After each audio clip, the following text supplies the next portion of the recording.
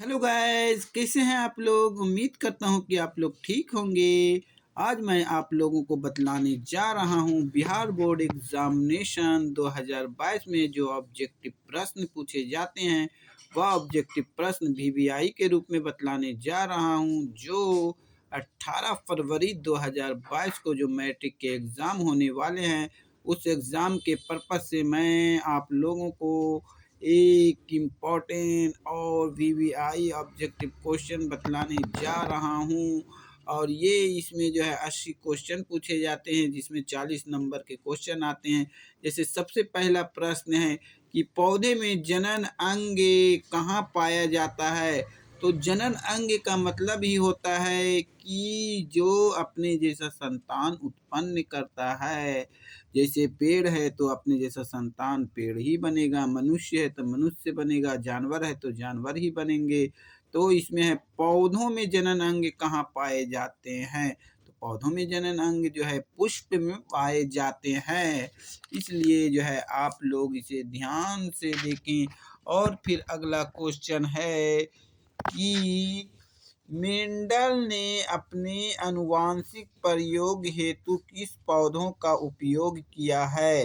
तो इसमें जो है सबसे पहले है नीम, उसके बाद गुलाब, उसके बाद मटर, उसके बाद गुलदाउदी।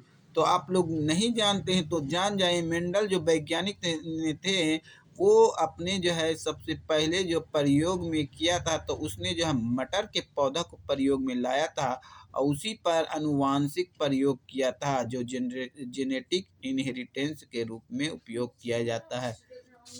मटर के पौधे जो होते हैं जिसका साइंटिफिक नेम होता है पिशियम सटाइवम, क्योंकि अंग्रेजी में मटर को पी कहा जाता है इसलिए इसे जो है पिशियम सटाइवम के नाम से भी जाने जाते हैं। साइंटिफिक नेम के मतलब होता है वैज्ञानिक नाम। इसी प्रकार से है परिस्थिति तंत्र में ऊर्जा का प्रवाह किस दिशा में होता है। तो ये जो है परिस्थिति इकोसिस्टम के द्वारा जो होता है, जो एनर्जी के रूप में प्रवाह किया जाता है तो वो एक डायरेक्शन में होता है, इसीलिए उसे एक दिशीय कहा जाता है। फिर है ओजोन परत जो पाए जाते हैं तो वो कहाँ पाए जाते हैं। तो ओजोन परत पाने के लिए जो है सबसे पहले वायुमंडल की सतह की जानकारी होनी चाहिए। और वायुमंडल की सतह जो होती है एक निचली सतह होती है, एक ऊपरी सतह होती है, एक मध्य सतह होती है। तो वायुमंडल जो होता है तो उसमें जो ओजोन की परत पाए जाते हैं तो वायुमंडल के मध्य सतह में पाए जाते हैं। इसी प्रकार से अगला क्वेश्चन है कि पौधों में गैसों का आदान प्रदान किसके द्वारा होता है। तब पौधों में गैसों का आदान प्रदान मतलब जो है उसके मतलब जो हो गया कि ऑक्सीजन को वापस और अपने लाता है, तब वो जो है रंध्र के द्वारा गैसों का आदान प्रदान होता है। जो रंध्र जो है पौधे के पत्तियों में पाए जाते हैं और या रंध्र जो है छिद्र के रूप में होता है। निम्न में से सबसे तेज हृदय धड़कन किसमें होता है। तो जान जाइए कि वेल में जो है सबसे ज़्यादा है धड़कन तेज होती है। चूहा, हाथी, आदमी वेल में होने का कारण है कि जिस तरह से आदमी अगर खूब तेजी से दौड़ते हैं तो उसकी सांस की गति जो है खूब तेज हो जाता है धड़कन के कारण। उसी प्रकार से वेल जो है पानी में रहते हैं तो वो बहुत तेजी से अप एंड डाउन, ऊपर नीचे, पानी के अंदर बाहर होते रहते हैं, जंप करते, छलांग लगाते। इसलिए जो है ये इसकी धड़कन बहुत अधिक होती है वेल की। फिर इसी प्रकार से अगला क्वेश्चन है कि सजीव जीवधारियों द्वारा किस प्रकार के नाइट्रोजनी पदार्थ का उत्सर्जन करता। उत्सर्जन का अर्थ होता है कि जो भी अपशिष्ट पदार्थ है, जो भी वेस्ट मटेरियल है उन सभी को बाहर निकालना। तो ये जो है अमोनिया में नाइट्रोजन नाइट्रेट के रूप में बदल जाता है। यूरिक एसिड में जो है यूरिया को, जो मलमूत्र है वो सभी चीज़ों को बाहर निकाल देता है। यूरिया को भी निकाल देता है, यूरिक अम्ल को भी निकाल देता है। ये सभी कचरा के रूप में बाहर निकालने का काम होता है, इसलिए इसे जो है इनमें से सभी हो जाएगा अपशिष्ट पदार्थ के रूप में। इसी प्रकार अगला क्वेश्चन है कि तंत्रिका तंत्र की रचनात्मक एवं क्रियात्मक इकाई को क्या कहते हैं। नेफ्रॉन कहते हैं, न्यूरॉन कहते हैं, सेरिब्रम कहते हैं या इनमें से कोई नहीं। तो तंत्रिका तंत्र मतलब हो गया नर्वस सिस्टम। तो नर्वस सिस्टम जो स्ट्रक्चर बना होता है और उसका एक इकाई यूनिट होता है तो उसे कहते हैं न्यूरॉन। नर्वस सिस्टम की यूनिट जो होती है न्यूरॉन होती है, तो इसलिए इसका आंसर जो होगा न्यूरॉन होगा। अमीटर से निम्नलिखित में किसे मापा जाता है? तो अमीटर से नापने के लिए जो एक यंत्र होता है अमीटर, उससे जो है विद्युत धारा को नापा जाता है, इसलिए इसका आंसर जो हो जाएगा विद्युत धारा हो जाएगा। इसी प्रकार कह रहा वह उपकरण जो विद्युत ऊर्जा को यांत्रिक ऊर्जा में बदल देता है। इसका मतलब अर्थ यह होता है कि जब इलेक्ट्रिसिटी फ्लो किया जाता है तो वो जो है इलेक्ट्रिसिटी को अपने हाथों के द्वारा स्विच ऑफ किया जाता है, तो इसलिए यह विद्युत ऊर्जा को यांत्रिक ऊर्जा में बदल देता है। तो इसमें जो है विद्युत मोटर जो पानी भरने के लिए काम में आता है। विद्युत मोटर ही एक ऐसा मशीन है जिसको विद्युत ऊर्जा को यांत्रिक ऊर्जा में बदल देता है। उसी प्रकार से है अगला क्वेश्चन कि दर्पण का सूत्र जो होता है क्या होता है? तो हम लोग जो है 10 क्लास में पढ़ चुके हैं, अगर नहीं पढ़े हैं, नहीं जानकारी है तो आप लोग जान जाइए।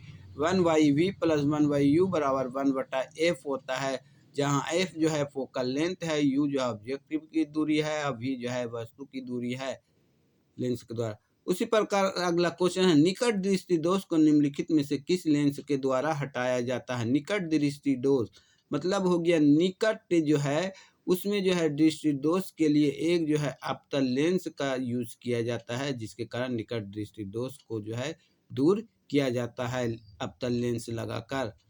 उसी प्रकार से जो है सभी जीव जंतुओं के लिए ऊर्जा का अंतिम स्रोत क्या है? तो जितने भी सारे जीव जंतु है, सजीव पदार्थ है, मनुष्य है, जानवर है, पेड़ है, पौधे हैं, सभी जो है सूर्य पर निर्भर रहते हैं, क्योंकि पेड़ पौधे सूर्य में प्रकाश संश्लेषण के द्वारा जो है भोजन को ग्रहण करते हैं, भोजन को बनाते हैं, और वही भोजन मनुष्य जो है उसे ऊर्जा के रूप में प्राप्त करते हैं।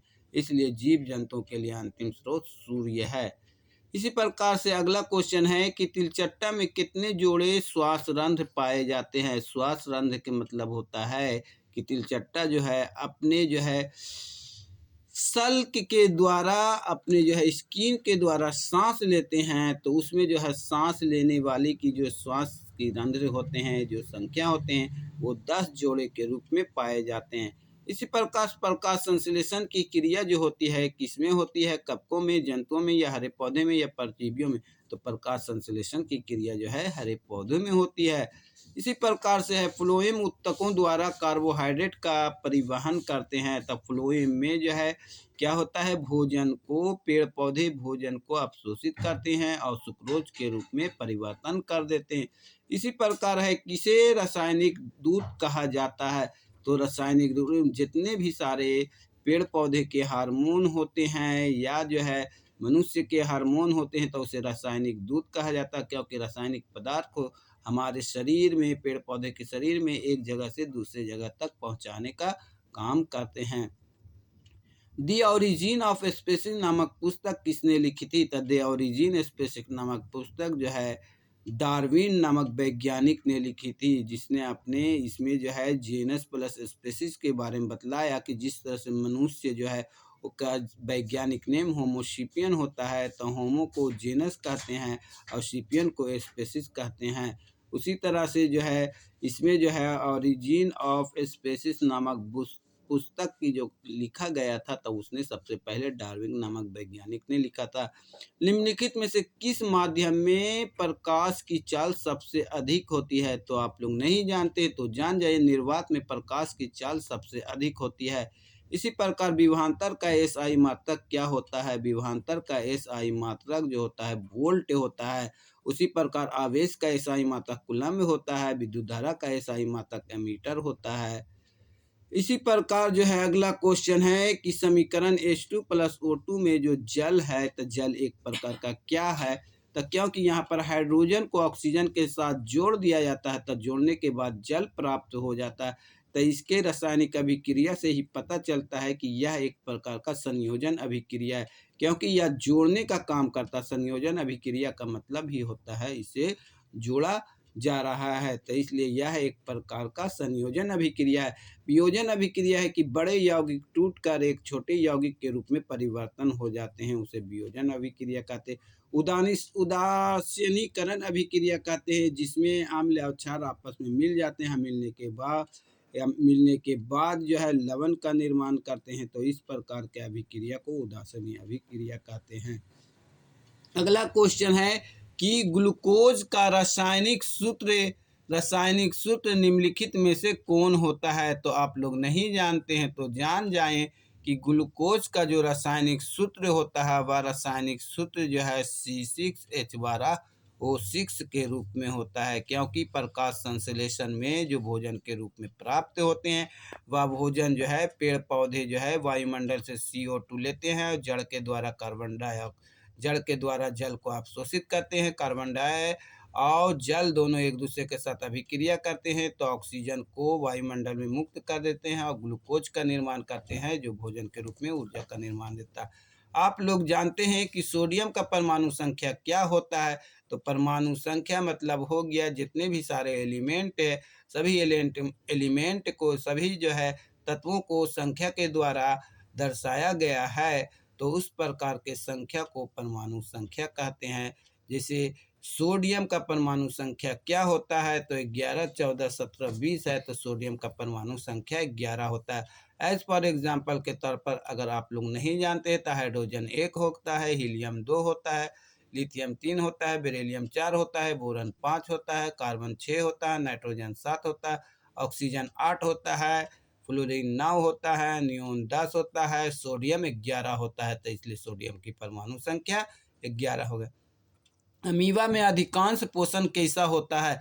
तो अमीबा में जो पोषण जो होते हैं तो वो किस प्रकार से होते हैं, किस प्रकार का होता है। तब वह शाकाहारी पोषण नहीं होता, सर्वाहारी पोषण नहीं होता, स्वपोषी पोषण नहीं होता, क्योंकि जो इसमें जो है अमीबा जो होते हैं अमीबा में कुटपाद होता है और कुटपाद के द्वारा वो अपने भोजन को क्या करते हैं शरीर के अंदर ले लेते हैं और उस अंदर लेने वाली क्रिया को अंतर्ग्रहण करते हैं। तो इसलिए पोषण की क्रिया इसमें अंतर्ग्रहण के द्वारा होता है। अमीबा में प्रकाश की किरण गमन करती है, कैसे करती है तो आप लोग नहीं जानते हैं, तो परिभाषा के आधार पर जान जाइए कि प्रकाश जो है सीधी रेखा में गमन करते हैं, इसलिए इसका आंसर होगा सीधी रेखा होगा।